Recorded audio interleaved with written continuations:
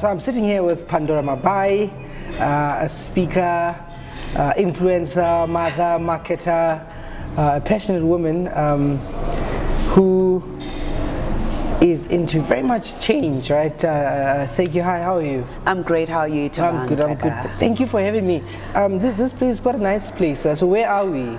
We are at Kikuyu Waterfall. Kikuyu Waterfall, but it's a beautiful place, and I wish I could take some shots. Perhaps we'll see what shots we gather. But otherwise, how are you feeling? I was a bit nervous at the beginning, but since I'm born ready, I'm here to do this. And are you ready? You're good to go. There's a lady who likes saying she ready. What's her name? Do you know that lady? No, which one is that? I think it's a comedian. I think it's Headish. No, I don't know her. She ready. Okay. I suppose. I mean. We can get into it. So who is Pandora? I mean, for people who don't know you, how would you describe yourself? Because I remember the first time I met you, it was at a seminar. It was at a Emmanuel Bonoku seminar. Yes. And you were this lady, you were dressed in pink, African pattern, and you were called up to come and pray. So that's when I met you. Yes, yes. And we started speaking, and eventually I have your story in my book. And we started talking from there. But who is Pandora Mabai? Pandora Mabai is an advocate of change. I am a proud mother. I am a voice for women who are dying in silence. I'm a marketer, and I'm here to advocate for those who can't speak for themselves. To transform and bring change into the entire continent of Africa. That's who I am. So you're international like that, and there's a very big thing with your voice. You know, I see the power of voice. I see something you comment about, you reflect on. So you use your voice to advocate for change. I mean, so how is then, I suppose, how do you look at a voice and influence? I mean, do you have thoughts and opinions about that, having a voice and influencing people? What are your general thoughts around that? For me, I've been given a voice that speaks with so much authority. At the beginning, I didn't understand why I've got this voice. When I speak, people listen. And I realized that it's actually a gift that I've been given, but it's about what are you doing with the gift and how are you bringing transformation with the voice that you have. So for me, there are a lot of people that are just keeping quiet. There's a quote that says, the world is not bad, it's us not doing something about what we are seeing in the world. So I was given the voice to be able to speak. So whatever gift you have to utilize it, and what impact does it have in people's lives. I see. So I mean, you're touching on ideas, I suppose, around acting on things that you have, you know, and I mean, using your voice as opposed to the doing, as opposed to just having something and not using it. Did you always know that you had some sort of influence, or people responded to your voice or your gift? Had you always known that, or do you have any memories of when that clicked for you? Interestingly, I failed dismally in debate at school. I was kicked out of the class. Interesting. And that is why I always say, do not allow your yesterday to define your tomorrow, because it was a gift that I've always had, but clearly not everyone is going to see it. Even when I was growing up at home, I used to talk and I used to be told, "Uthetha kakhulu," like, yes. You know, just calm down.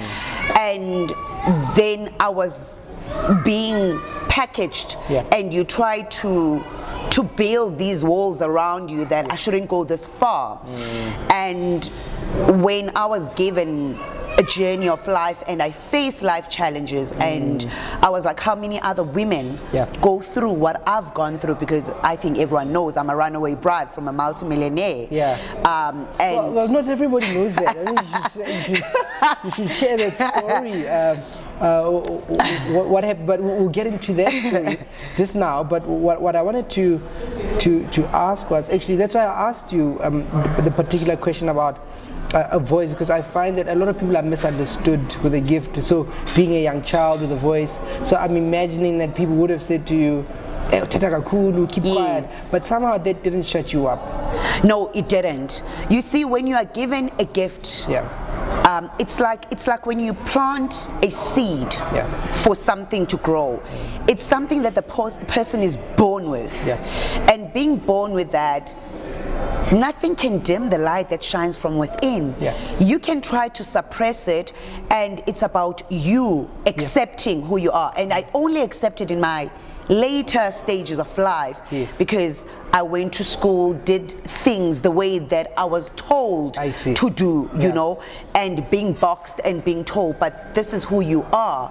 But when I went through a challenging life experience, I knew that I had to speak up, and the only thing I had was a voice, because I knew the experience that I had, there are a million other women that were going through it, but no one has had the courage to be able to come out and say, you don't have to.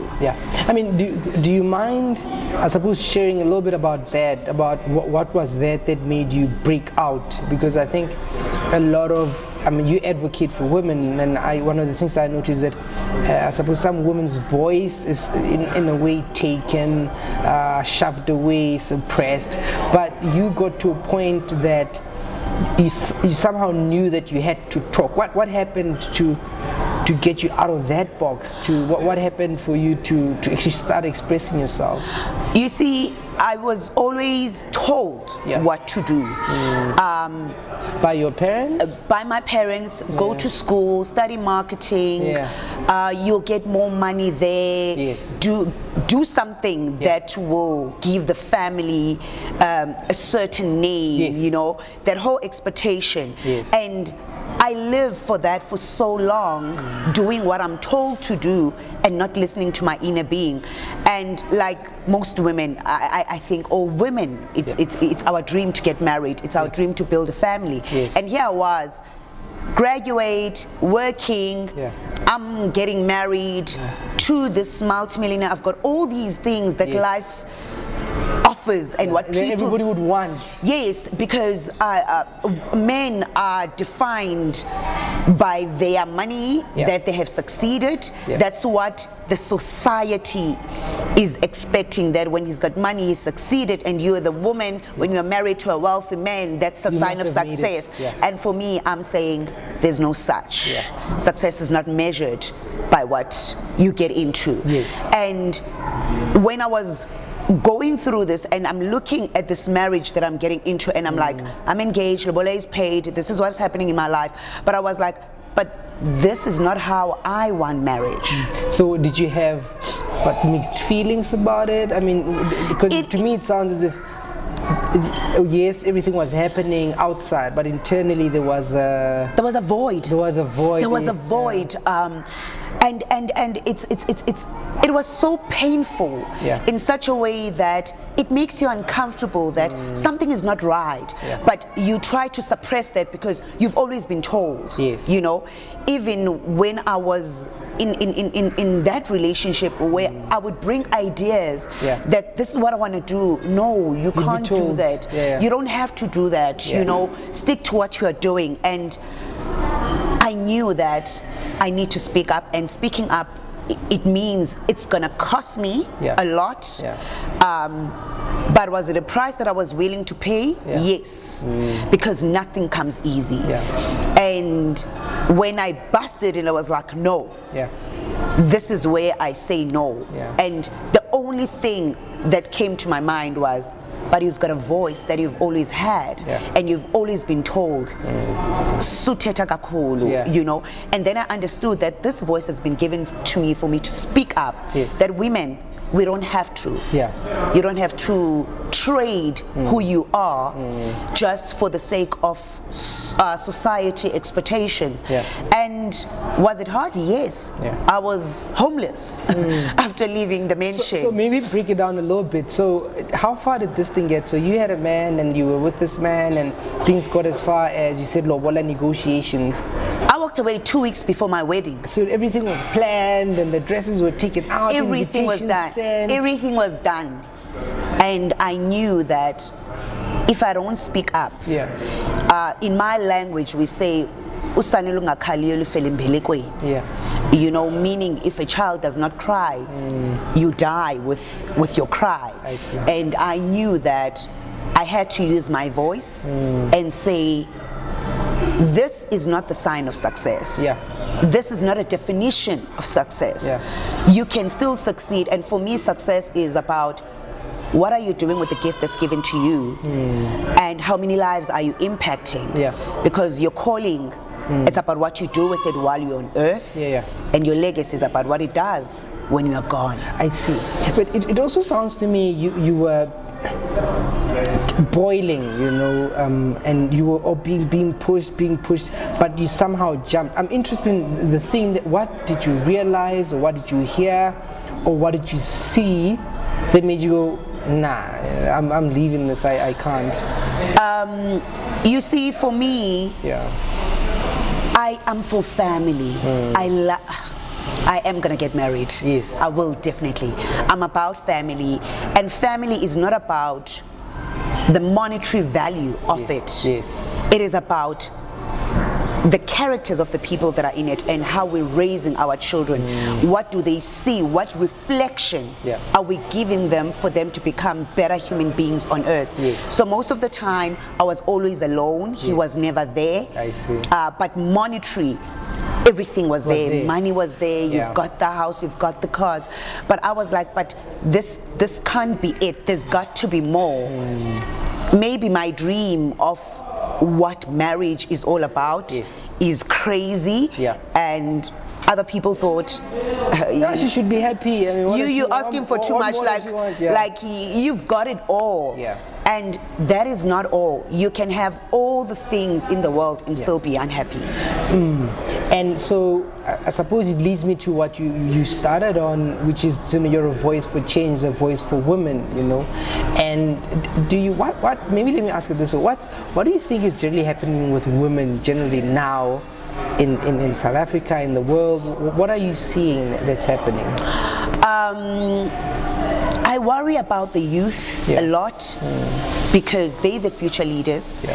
And interestingly, I was speaking about the importance of education and strategy. Our women, they tend to want to take the easy way out. And what do you mean by that, easy way out? When you, number one, you look at social media and what social media is perceiving in terms of, you need to have the body, you need to have the looks. We are not defined by that. And everyone is trying to catch up to live a life that's not real. And that for me is, you are selling yourself short, because... But I don't know if that's true, Pandora, because I mean, so I hear what you're saying. I'm just saying, so if you get two women, one of them posts like a post with, say, a beautiful quote that they got from a book, right? And one of them posts like a picture in a bikini. You get different responses. I mean, so to young girls, when you say they focus, I suppose, on the short term, but I suppose, I mean, isn't that a real challenge that those, I mean, if you post a picture of your body, you get more responses, more likes, maybe endorsements, versus if you pursue, I suppose, ideas, and if you should try to show your mind or your gift or your voice. You see, now we're in a space whereby, as women, we are trying to find the gender balance with men. You understand? But are we as women ready to be those voices, for instance, in politics, you know, in boardrooms, and us taking our position? And there is the entertainment side of things, so you need to choose where do you belong, you know, because some of these things you find that, as you're saying, endorsements, because you are showing your body, your assets, and everybody's your like, assets, oh, you know, so and so. And that can get into a person's head. And for that other individual, they're at work. They're working in the entertainment industry. So you need to find who are you and what do you stand for, because we're not all going to be in the entertainment industry. Yeah. You understand? Yeah. And we need women of substance that are going to stand up. We need real stories where we are saying it's been a journey, because sometimes people will look at Pandora and think she's got it all together. No, I don't. Yeah. Not at all. Yeah. Do I have challenges? Yes, I do. You know what I mean? Yes. But through the hardship of everything, you need to know what is your goal, where you're going with this, what were you born to do, and there is no such thing as overnight success. So we need to look at long term and the goals that are coming behind us, that what are we building and what do you want to leave behind? Yeah. So the question of legacy, and one of the things that you also reflect on is, I suppose you talk about substance and things, you know. I'm also wondering, what do you think about, I mean, in South Africa a lot of women get raped and abused, and I mean, what are your thoughts on that kind of thing, and the women who have suffered those kind of things, and what's your message to them, or what do you think about it? I agree with them. My heart bleeds for them, because no one ever asks for rape. And I always look at life, and I always base it on my story. I never want to talk about something that I don't know. I'm a child that was raised without my biological father. And when I was getting married, he was way older. All I can say to our brothers, step up and take your position. Because if you are not there as a father for a girl child, she's always going to look for you in a man. Whether they are older, hence we have the trends of the blessers, and you find that it's young girls. But if you had to look at the history of that, you might find that there's an absent father. Same applies with our men. Men that are not raised with their fathers present, you find that they become the rapist. They are doing more crime because there was no father figure grooming them how to be a man and what it means to be a man. I'm not advocating and saying what they are doing is right, but it's justified. I'm just saying, if we can build families where there's a father and a mother, I think we'll have less of what we are facing now in terms of rapes. I bleed with those women, but I always say, in whatever you go through, take your mess and make it a message. What I find curious is your response as well, because I mean, a lot of women, or the almost the predominant idea you almost get is that once you've been through hardships, you know, men in a way become trash, and perpetrators and you know, just bad guys, you know. But your response is more like, yes, things happen, but you're advocating more for family, like it's possible for men and women to make it work.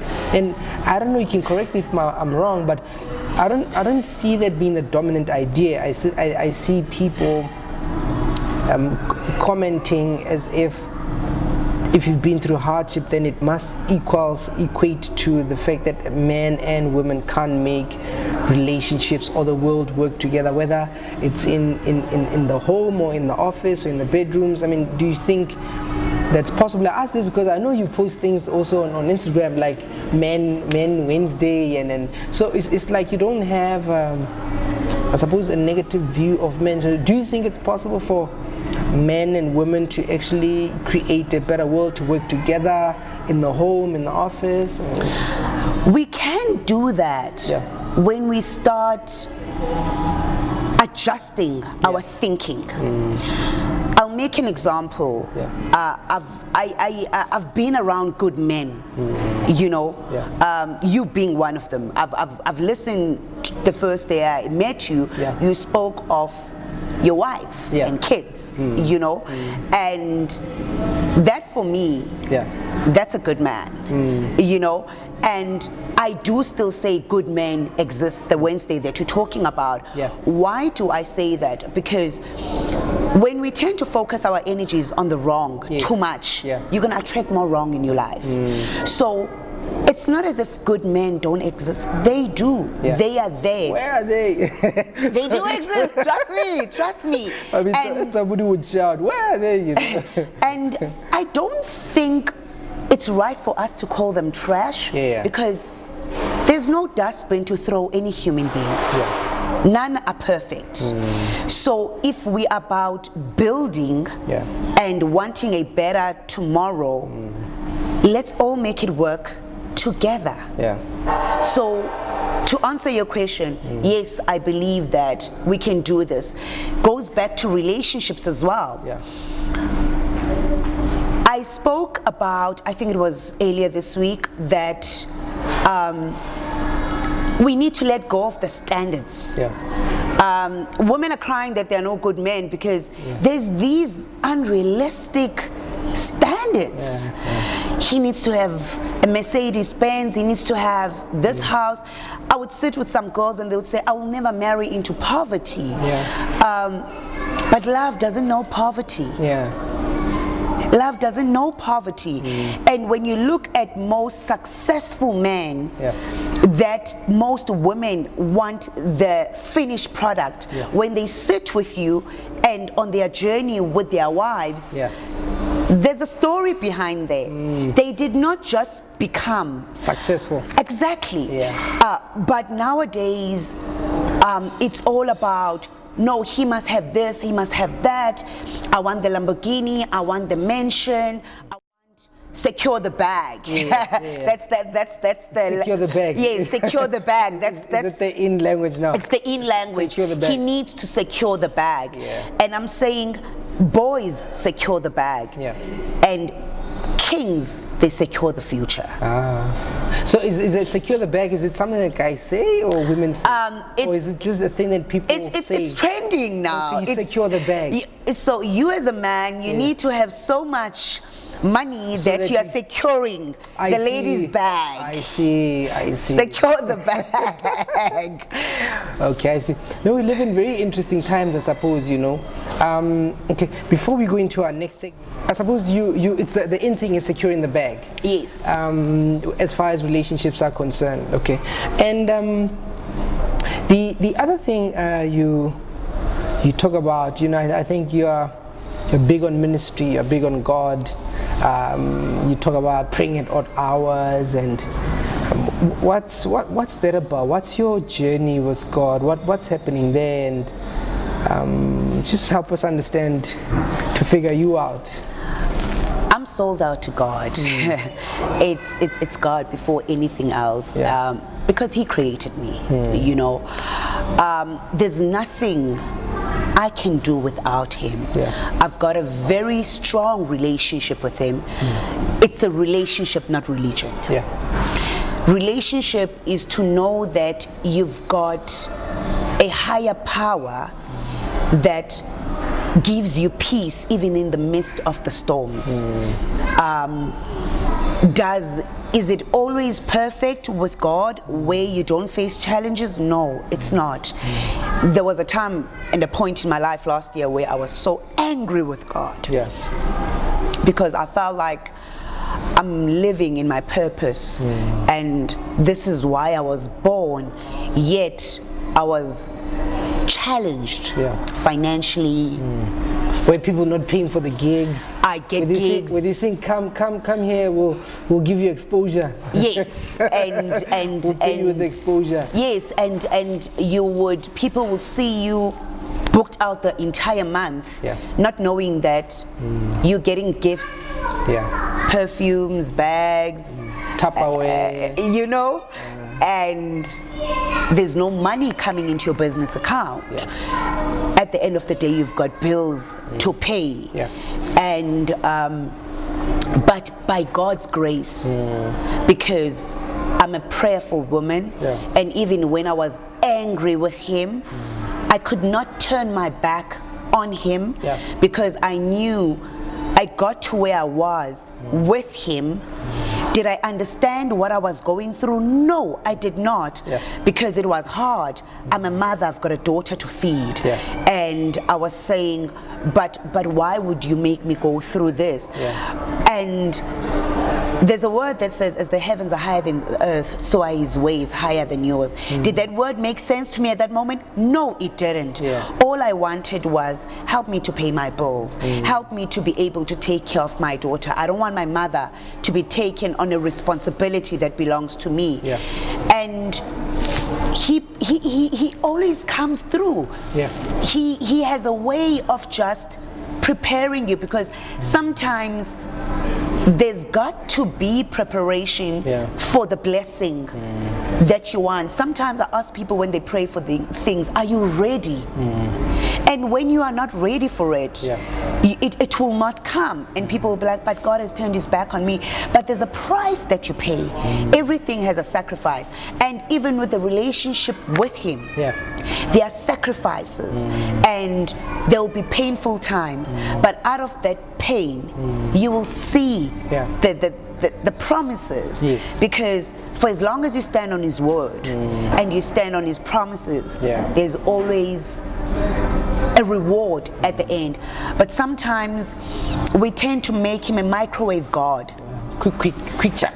Like, sort it out. I put it in and he does magic. You know, he doesn't work like that.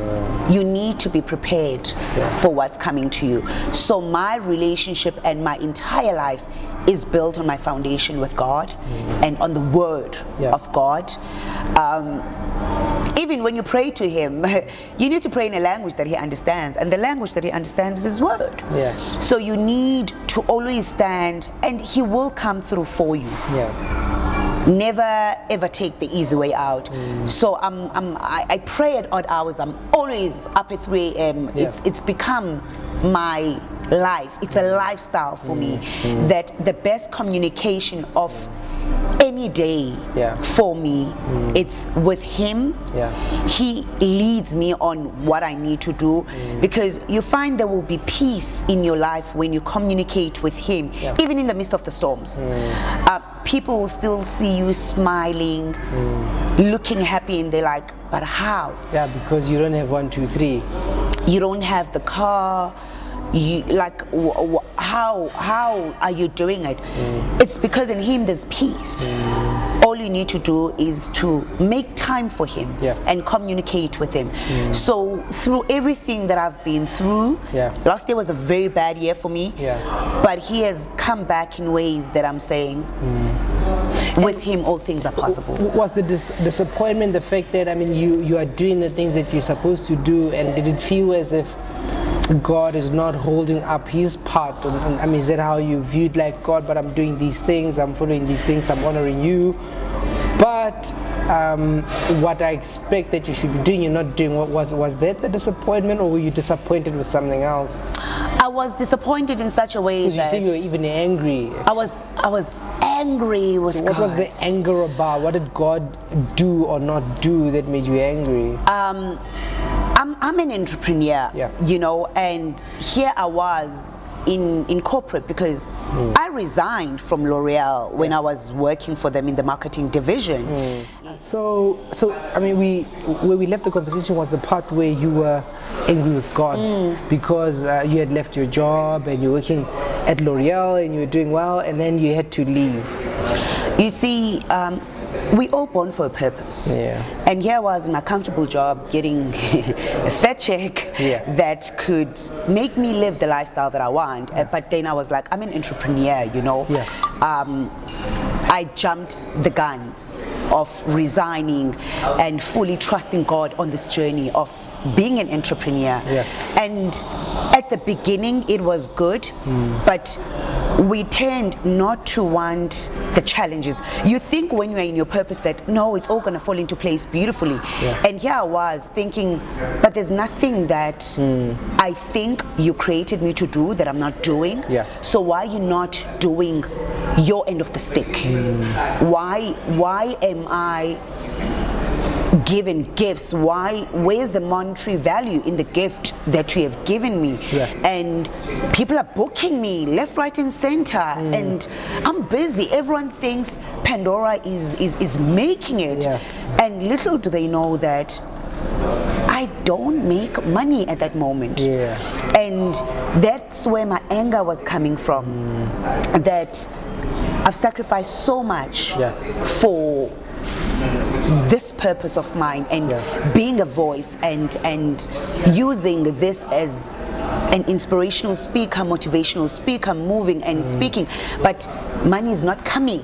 And could you see the results though as you're speaking? I mean, could you see that, well, man, I mean, there's impact here?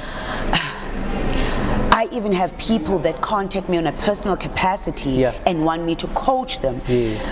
People will be like, your story is my story, but I've never had the courage to come out with it. I've seen people's lives being transformed from it. You know, I've had number of testimonials from people who would say, I heard you on radio, I was listening to you in a seminar, and you changed my life. And that's quite something, isn't it? I mean, to get that kind of feedback when you've given yourself and people respond in that way, that wow, like you actually did something for me. And for me, it always felt that I'm on the right path. I'm doing what I'm born to do. But the fruits were just not there. The financial fruits. The financial fruits. Yes, the money. Chalete, imali. So after sorting out the gremlins, we're back. Yes, imali, you were saying. So I mean, so you were doing all this wonderful work, but the financial reward was coming in. But I mean, the other thing that normally happens that I find with I suppose speakers, communicators, is that I mean they have a story about their journey and how they were being built, but the financial rewards were not as visible. I mean, do you think it was your story was that too, that you were working very hard, but you were just then being built or do you think it was more your story is unique in the sense that people were cheating you out of money? Because I know a lot of people who have... No, they were cheating me out of money because I didn't even know my own value. I see. I didn't know my value. I see. And when you know better, you do better. You know, when sometimes we tend to want to be so out there and do what needs to be done to change the world, but you need to be fine too. It's very important. So number one, I didn't know my value. Your cup needs to be full. Basically. Exactly. I didn't know my value.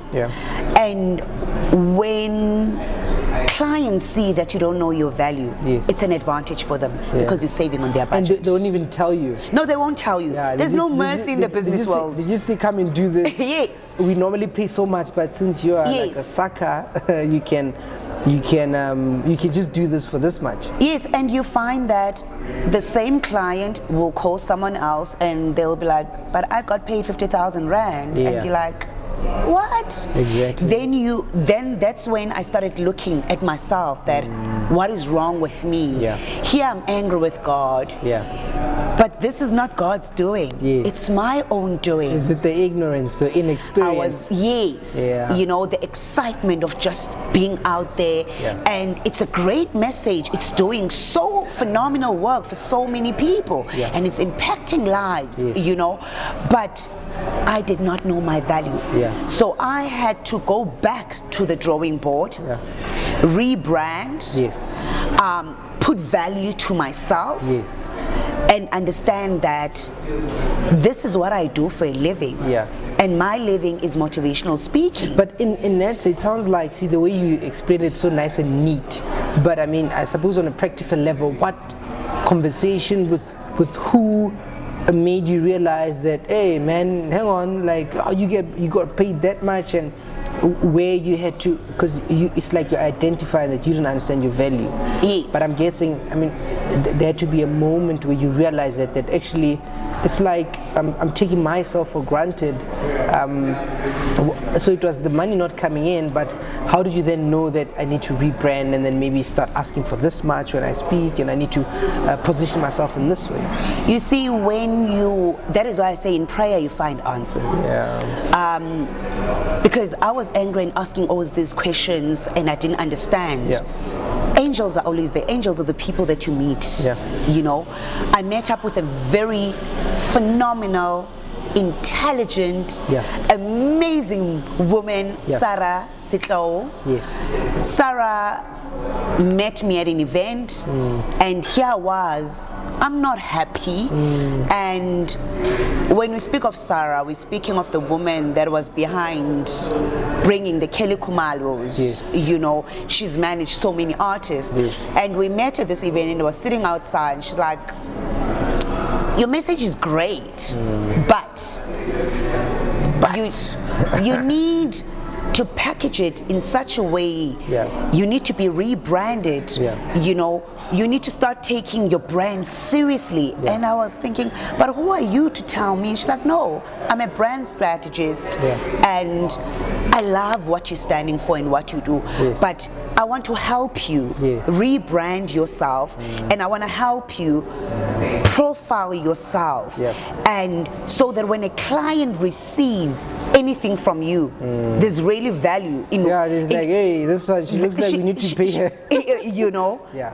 And she normally charges people for that. Yeah. But with me, it was a gift that she gave me. I remember when I said thank you, because we stayed for about 3 sessions, where she was helping me to rebrand, how to package myself, and she's like, I'm like, how can I thank you? She said, the only thank you you can give me is when I see you making the money that you dream of making, having your daughter with you, and meeting your soulmate as a husband. Ah, that's beautiful.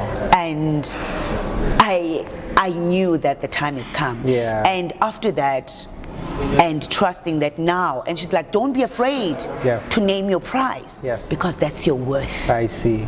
Beautiful, beautiful. I think that's awesome, and which makes me think of something else. I mean, as a woman in business and things like that, and we know that the world is moving in a direction where it's more equality and things like that. So I'm interested in talking to you about, I suppose, women in the business world, women in boardrooms, and do you find that the experience is difficult, or is it easy, or there are particular challenges facing women in the workplace? There are so many challenges. It's even challenging when you're a beautiful young woman with brains, you know.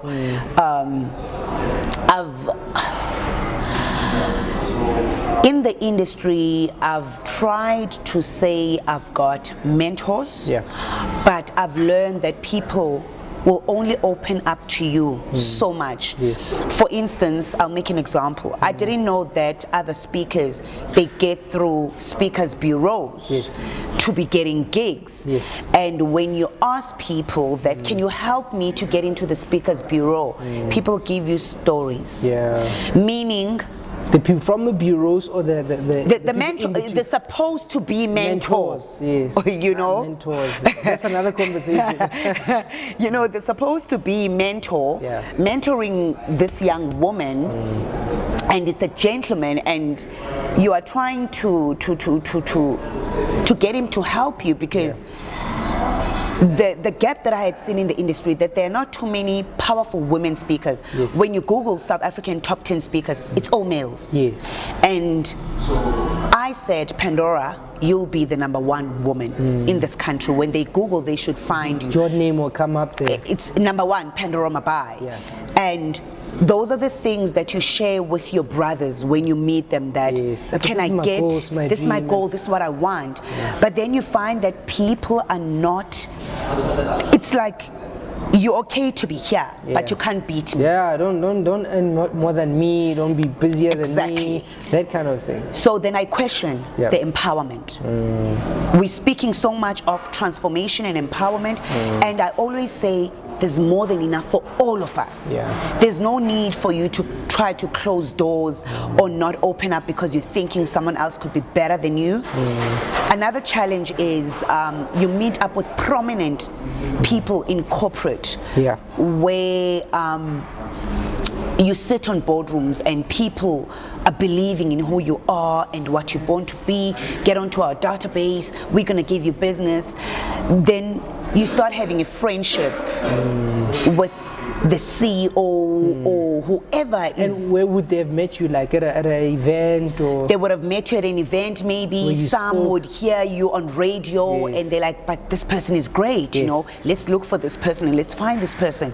And you become this woman that's there, and you're like, thank you for what you're doing for me. And obviously you're going to build a relationship with this individual, but then you find that for you to, you're promised business, you're on the database, but there's a condition, which is the sexual favor. But man, how does somebody even ask you that? How does somebody put it? Do they say like, you know, we can give you this gig, but you must do something? Like how? Like is there? Remember, there's a relationship that you build. Yeah, so it's like I have a relationship with you, okay, Thabang. so we you just understand? talk, yes, yes. So we end up being kind of friends. Yes, yes. So you you know, hang out, have we drinks. hang out, and I share my problems with you. I tell you my challenges, and then events are coming, but business is not coming to me. And then, but the relationship is growing. Yeah. And you see the Yeah. intention of the man I that see. now it's the other side But of the how? coin. What would he be saying? Is it It's his the other eyes? side Is it of the coin. messages? Is this? They would What are even those like, signs so that young women would know that you know, when I see this chief doing this, you know? you know, these dinings, let's do dinner, let's see. meet and talk business over dinner. You find that we're becoming too comfortable with each other, and it's even worse when you say I'm single. I see. you know? You've got nowhere to go. And then some men, they have the courage to say, listen, I'm interested in you, you're single, how about we hit this off? Yeah. And my stand has always been that I don't mix business with pleasure. Yeah.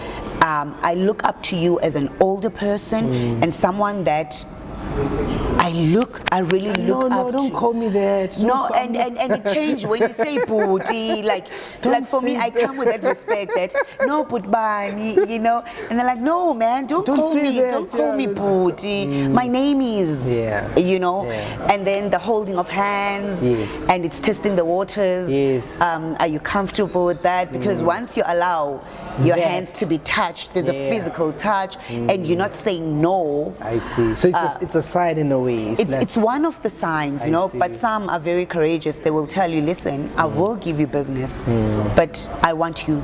I want to date you or to sleep with you or I want you. And it's never, because my question will always be, then how are we going to respect business? Because if I'm in a relationship with you, I don't think I should be doing business with you. You know, would that be your response or a thought you would have? like for me, sometimes I'm very vocal. No, Yeah. I've got a big mouth. So what would you say? No, I would say, but I don't mix business with pleasure. So, Yeah. so let's iron this thing out. Okay. Now I start dating you. Am I getting this because you are dating me, or because I am good at what I do?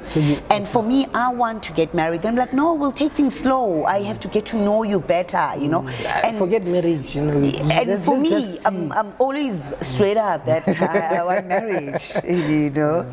It's marriage that I want. So if you're going to be my partner, are you ready It's to like go? a cross to a vampire. Exactly. In marriage, like, oh. So they always be like, no, let's take things easy, you know, let's not rush things. I see. You know, so for me, I've lost a lot of business due to that. So what would be the result then? The person stops calling you? No, they disconnect with you because I see, because now the thing that they want, they can't get. they can't get what they want. Yeah. And them not getting what they want, you're a waste of time. You're wasting time. I see, because now, yeah, they're pursuing you, they're not going to get the reward. And then you end up not getting the business. There's one guy, very prominent man in this country, Wouldn't mention his name. no, we'll get sued. Let's not do this one man. Like we spoke, and he was like, listen, I want you and I want to sleep with you. And I said, but that is not gonna happen. Then he said, then you are going to suffer in business because other women are doing that. And I said, you need to understand that I am Pandora. I'm a different woman. And then he said to me, Uzosokola. Then I said, guess what? I'll meet you at the top if you are still there when I get there. Because power is not always with you. Changes. And that has been my response to some men, whereby I'm like, I can't do it that way. I need to know that I've rendered a service, I'm good at what I'm doing, and I'm getting what's due to me based on my value. And do you find then that there are other women who give in to those kind of pressures who... Yes, there are. I mean, have you met any? And I've had a few conversations with ladies where they say to me, but that's how it is, you know. You need to give it up a little bit. You need to give it up in order for you to get business. But my question has always been, when he moves out of power, what happens to you? What then? It's very sobering. I mean, the stuff that you're describing is sad, really. It's because I think it's like almost a double bind. I mean, you're a beautiful woman, and I suppose it gets in the way. Like, so in a way, I'm thinking a person can't, or people can't just accept that, you know, you look a certain way, but you can speak. You've got a gift that you can share, and now you're supposed to deal with these other things because you look a certain way. It's like a burden. It becomes almost like a burden that you look a certain way. It does. It does. But I always say that we are not to change who we are just to accommodate certain people, because it's not everyone that's like that. We need to understand that. And the more you focus on, but where are the ones that are my kind? I see. You understand? Because it's like a bag of potatoes. There'll only be one that's rotten, you know, that you can always take out and focus on the others. So you keep a perspective, and so I mean, so what would then be your message to, I suppose, young women working hard, trying to get, and they're getting these kind of opposition, those kind of offers, those kind of pressures, and what would you say to them? What do they need to keep in mind, besides the fact that, remember, so the person might go, power will not always be with them, and that you need to, I suppose, understand your value? Like, what else would you encourage women to do when they are in those kind of situations?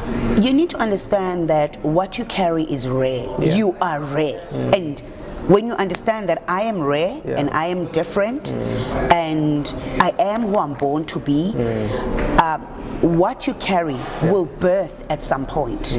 It might not give you at that moment. Take it as if you are in preparation stages. Do not sell your soul. Don't ever sell your soul. If you want to date a guy and you're interested in him, then do it because you want to be in a relationship with this person. But do not make a sacrifice of yourself, because it's always important, values, morals, principles. And when you sin, you need to know that you don't sin against God. You sin against yourself. Does it make you sleep at night? So those are some of the, I suppose, reflections that you've had. So you'd want a person to consider that. And the other thing I actually wanted to ask you, because you deal a lot with women's issues and you empower women and things like that. I mean, the idea, I don't know, it's an observation that I've had. This idea that, because you're in ministry, so you speak to so you talk about God, and so there's this thing that you get Christian women who they wait on God to get married, right?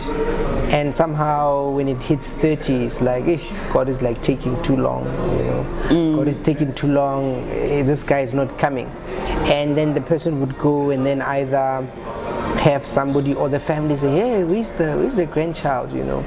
And either the person gives up, on a godly kind of relationship, or pursuing, or I suppose wanting to get married, or a person goes and gets a child. And I mean, it's something that I think I've been noticing. I don't know, is that a real thing, or have you observed anything like that? Number one, we need to understand why the church is there. Yeah. The church is not for the perfect beings. And I think man-made rules in the church is messing up a lot of things in this walk of faith. Why am I saying that? I have a child and I wasn't married. You know, I'm a runaway bride. You understand? But were you preaching at the time? Were you? No, I was not. Okay. I was not at the time. I was not. But were you a person who's going to church and? My daughter came when my journey of discovery, you know. And the thing is, my sin was walking next to me, which is, she's here, you know. And some people in the church are doing it, but it's just that they don't have. They go to a clinic somewhere. Thank you. They go to a clinic somewhere. So we need to understand that He loves us just as we are. And it goes back to the thing of husband waiting. Sometimes God is going to give you someone who's not a believer in order for that person to come to this walk of faith, because it doesn't work with the perfect. But we tend to wait for this godly man, and you just waiting, you know, that the manna must fall off the sky. God, like you're waiting for some angel to come. But I mean, if somebody says, whoa, but Pandora, but do not be equally yoked, you know, in this scripture, and I mean, what would be your response to that? Obviously, God loves all of us, and He wants all of us to come to the realization of who He really is in our lives. So if we are saying that you are waiting for Mr. Perfect, you know, the heart is a hidden thing.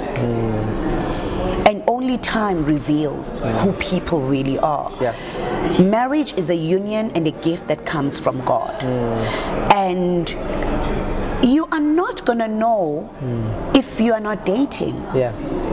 Some people just pray for a husband, and then guy is asking you out, maybe a brother from the church, you know, and you're like, no, this is not what I asked for, God. You understand? And that could be what God has for you. It's just not fitting your picture.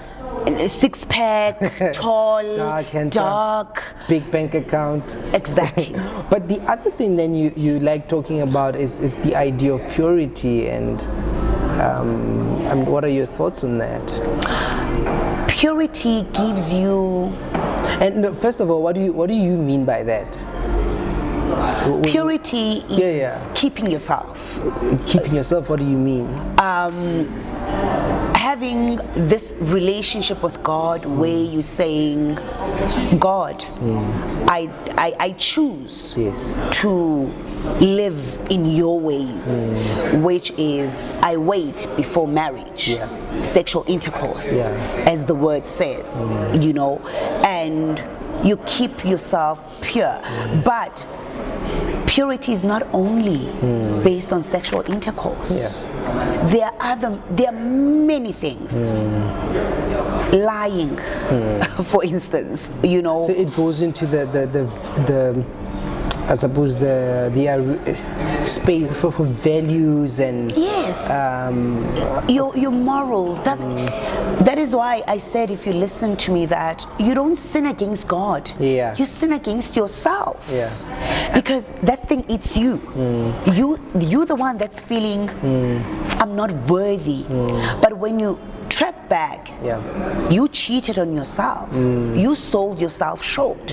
You had sexual intercourse, and you're feeling, what have I just done? But do people feel bad? I mean, people these days, I don't know. You know, no, for me personally, when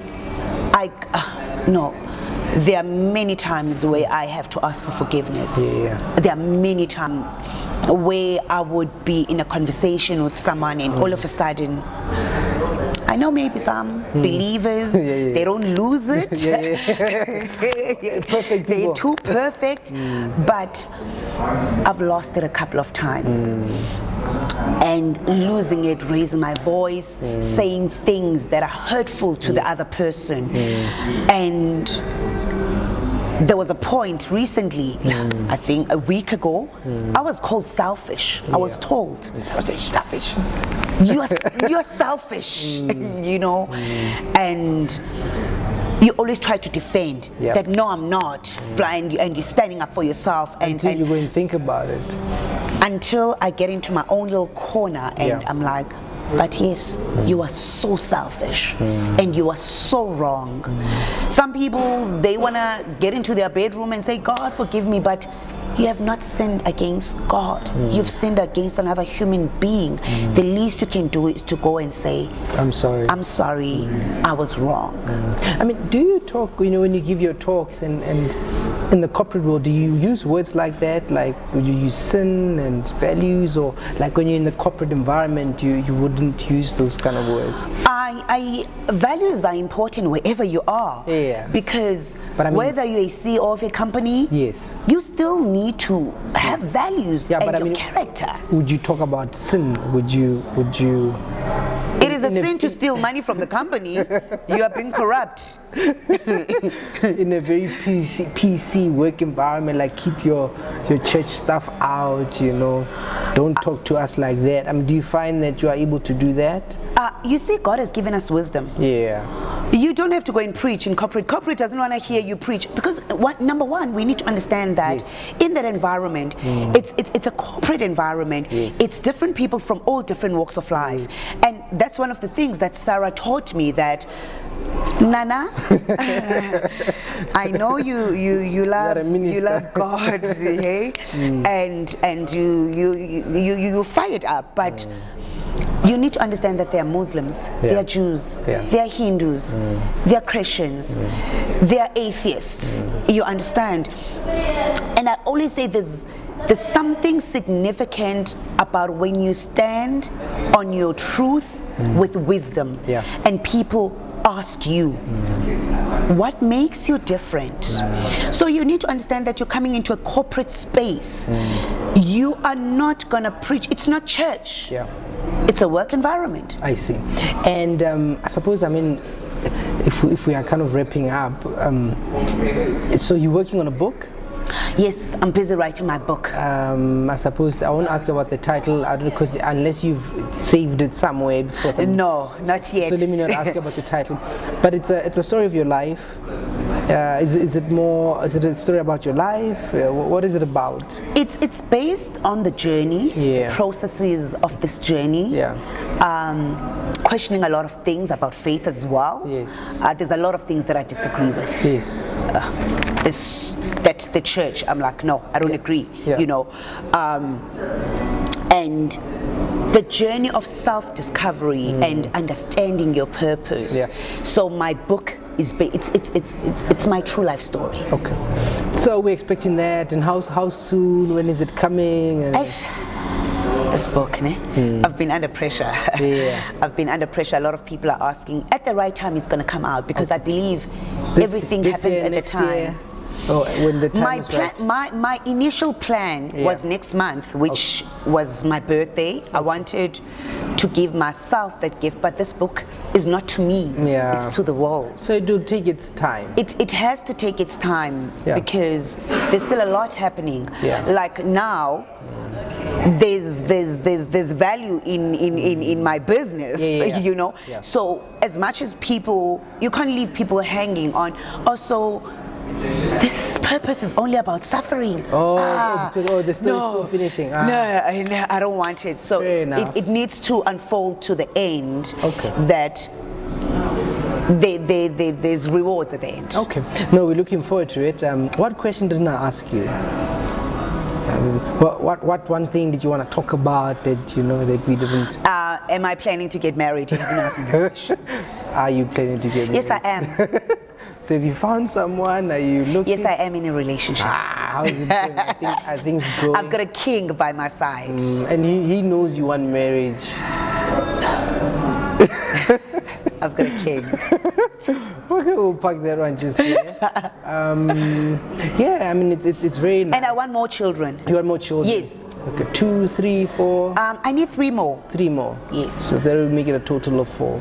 Yes. 4 kids. 4 kids. Yes. Yeah, no, 4 kids. I mean, we are 4 at home, and my mom has 4 sons, and my dad has 8 children altogether. So it's a very interesting dynamic. Okay, what question were you afraid I was going to ask you, if there is? That you didn't You want made me very ask? nervous with all these cameras, and I'm thinking, okay, Oh my Tabang, goodness. like it looks like now, is this going live on TV? I'm a protector of my daughter. Yeah. For personal reasons. Okay. I was afraid that you'd ask me questions About that part. Yeah. that part of my life. Yeah. And there was a time in my life where in radio interviews they'll ask me, do you have a child? And I will say no. Why did I do that? Yeah. It was me protecting Shalom. Because it needs to stay on who Pandora is. Yeah. This is about me. Yeah. And it's got nothing to do with my child. Okay. But I'm a proud mother because she's growing. Okay. Yes. I think that part of your life will know as you live your life, as you Yes. do the things that you do. May you go well. May you go and still impact the world, and may you be the force that you're supposed to be. Thank and may you reach you. the heights that you may you not reach the ceiling. Just keep going. It's just wonderful. It's wonderful. It's always wonderful chatting to you. I always enjoy talking to